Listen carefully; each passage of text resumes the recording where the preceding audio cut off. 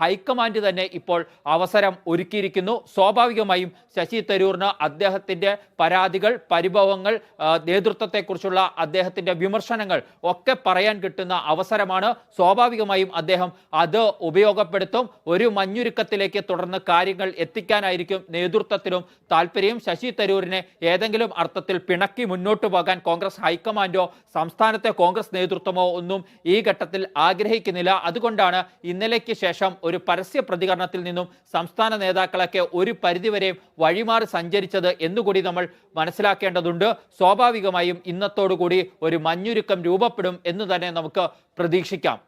സൈഫുദ്ദീൻ, മഞ്ഞുരുക്കമുണ്ടാകും. പക്ഷേ എപ്പോഴും ശശി തരൂരിനെ സംബന്ധിച്ചിടത്തോളം ഇതൊരു അവസരമാണ്. അദ്ദേഹത്തിന് ആവലാതികളൊക്കെ അദ്ദേഹം അറിയിക്കും. കാലങ്ങളായി അദ്ദേഹത്തെ അവഗണിക്കുന്നതിൽ നീരസമൊക്കെ അദ്ദേഹത്തിനുണ്ട്. അതൊക്കെ രാഹുൽ ഗാന്ധിയെയും സോണിയാഗാന്ധിയെയും അറിയിക്കാൻ തന്നെയാണ് അദ്ദേഹം പോകുന്നത്.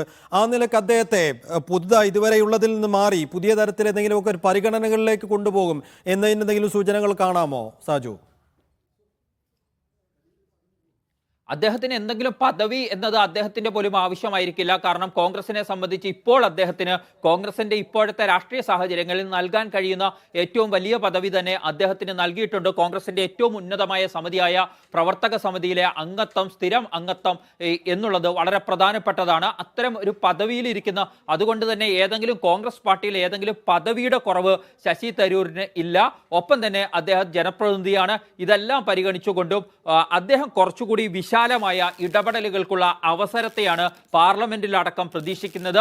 അതിനുള്ള അവസരം കോൺഗ്രസ് അദ്ദേഹത്തിന് ഒരുക്കി കൊടുക്കണം എന്ന ആവശ്യമാണ് ദേശീയ തലത്തിൽ യഥാർത്ഥത്തിൽ ഇപ്പോൾ ശശി തരൂരിനുള്ളത്. ഒപ്പം തന്നെ പാർട്ടിക്കുള്ളിൽ നടക്കുന്ന, സംസ്ഥാനത്തേക്ക് വരുമ്പോൾ പാർട്ടിക്കുള്ളിൽ നടക്കുന്ന കൂടിയാലോചനകളിൽ തീരുമാനമെടുക്കുന്നത് ഇടത്തൊക്കെ അദ്ദേഹത്തിൻ്റെതായ പ്രാതിനിധ്യം വേണം എന്ന ആവശ്യവും ശശി തരൂരിനുണ്ട്.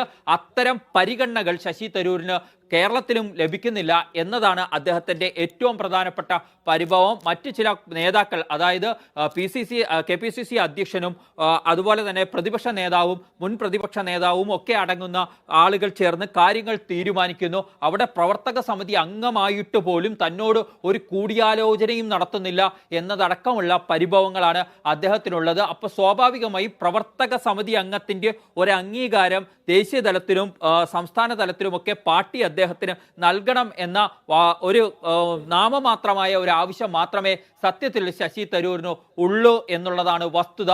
അത് പരിഹരിക്കാൻ ഇന്നത്തെ കൂടിക്കാഴ്ചയോടുകൂടി കഴിഞ്ഞാൽ ശശി തരൂർ ഒരുപക്ഷെ നേരത്തെ പറഞ്ഞ കാര്യങ്ങൾ തിരുത്തി പറയാം, അല്ലെങ്കിൽ ഇനി ആ വിവാദത്തിൽ മൗനം പാലിച്ചുകൊണ്ട് മുന്നോട്ട് പോകാം. KPCC നേതൃത്വവും പ്രതിപക്ഷ നേതാവും ഒക്കെ പറഞ്ഞത് തെറ്റാണെന്ന് ഇനി പറയാതെ അദ്ദേഹത്തിന് മുന്നോട്ട് പോകാം. അങ്ങനെ പലതരത്തിലുള്ള സമമായ വഴികൾ ഇതിനകത്തുണ്ട്. ദേശീയ തലത്തിലാണെങ്കിൽ മോദി ട്രംപ് കൂടിക്കാഴ്ചയെക്കുറിച്ച് നടത്തിയ പരാമർശങ്ങളിൽ ഇനി കൂടുതൽ അതിനപ്പുറത്തേക്ക് പറയാതെ അദ്ദേഹത്തെ കോൺഗ്രസ് ദേശീയ നേതൃത്വവും തള്ളിക്കളഞ്ഞു. അവിടെ വിഷയം തീർന്നു എന്ന നിലയ്ക്ക് പുതിയ വിവാദങ്ങളിലേക്ക് പോകാതെയും ഇതൊരു സമവായത്തിലേക്ക് കൊണ്ടുപോകാൻ വിവാദങ്ങൾ സംബന്ധിച്ച് കഴിയും. പക്ഷേ അതിനപ്പുറമുള്ള ഒരു പരിഗണന ശശി തരൂർ പ്രതീക്ഷിക്കുന്നുണ്ട് അദ്ദേഹത്തിന് പാർട്ടിയിൽ നിന്നും. അദ്ദേഹത്തിന് അത് പറയാനുള്ള അവസരമായി ഇന്നത്തെ കൂടിക്കാഴ്ച മാറും എന്ന കാര്യം ഉറപ്പാണ്. സൈഫുദ്ദീൻ.